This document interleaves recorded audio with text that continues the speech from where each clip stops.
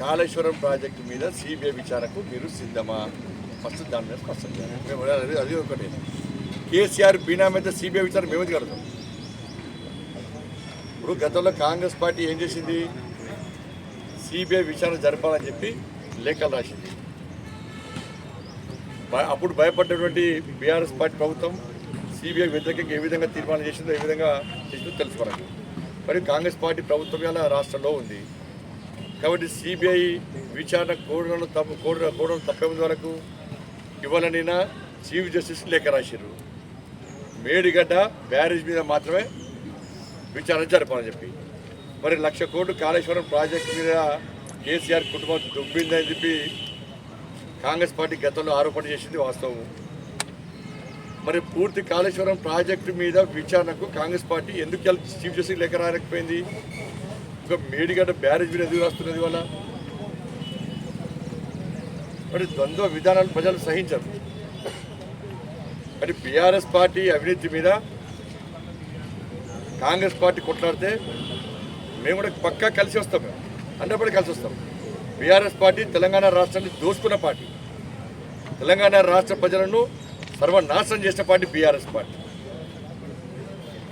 తెలంగాణ ప్రజల బతుకులు నాశనం చేసిన పార్టీ బీఆర్ఎస్ పార్టీ, తెలంగాణ ప్రజల చేతికి చిప్పనిచ్చిన పార్టీ బీఆర్ఎస్ పార్టీ. కాబట్టి అటువంటి బీఆర్ఎస్ పార్టీ అవినీతిని సహించలేకనే, ఆ కుటుంబ పాలనను అరాచకాన్ని సహించలేకనే మీకు అధికారం ఇచ్చారు. మీరు కూడా అదే అహంకారంతో అదే ధోరణితో మీరు ముందు పోతే ప్రజలు చీత్కరించుకుంటారు.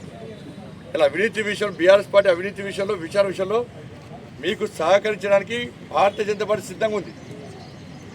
కేంద్ర ప్రభుత్వం అవినీతికి వ్యతిరేకంగా విచారణ జరపడానికి మేము సిద్ధంగా ఉన్నాం. మేము కానీ మేము కలిసి బీఆర్ఎస్ పార్టీ అవినీతి విచారణ జరపాలి. రాష్ట్రంలో మీరున్నారు, కేంద్రంలో మేమున్నాం. మనకు కలిసి బీఆర్ఎస్ పార్టీ అవినీతిని సమాజాన్ని చూపెట్టే ప్రయత్నం చేయాలి. దీన్ని దృష్టి ఉంచుకొని వాళ్ళు తప్ప మీరు మా మీద విమర్శలు, మేము మీ మీద విమర్శలు చేస్తే బీఆర్ఎస్ పార్టీ తప్పించుకుంటారు. కానీ ప్రజల లోపల అయోమయం సృష్టించే ప్రయత్నం బీఆర్ఎస్ పార్టీ చేస్తున్నారు విమర్శలతో. దాన్ని కాంగ్రెస్ పార్టీ నాయకులు గుర్తించలేకపోతున్నారు. మరి బీఆర్ఎస్ పార్టీకి సపోర్ట్గా మాట్లాడుతున్నారు వీళ్ళు. బీఆర్ఎస్ పార్టీ అవినీతి మీద ప్రజల దృష్టి మళ్లించేందుకు మాట్లాడుతున్నారు. అర్థమవుతలేదు. కాంగ్రెస్ పార్టీ ఒక లైన్లో పనిచేస్తలేదు. ఇలా 10 మంది నాయకులు అయిపోయినది అలా. కాబట్టి మీ చిత్తశుద్ధిని ప్రజలు అర్థం చేసుకుంటారు. ఇవాళ ఒక లైన్ రండి. కేంద్రంలో బీఆర్ఎస్ పార్టీ అవినీతి మీద మేము విచారణ చేయడానికి కేంద్ర ప్రభుత్వం సిద్ధంగా ఉంది.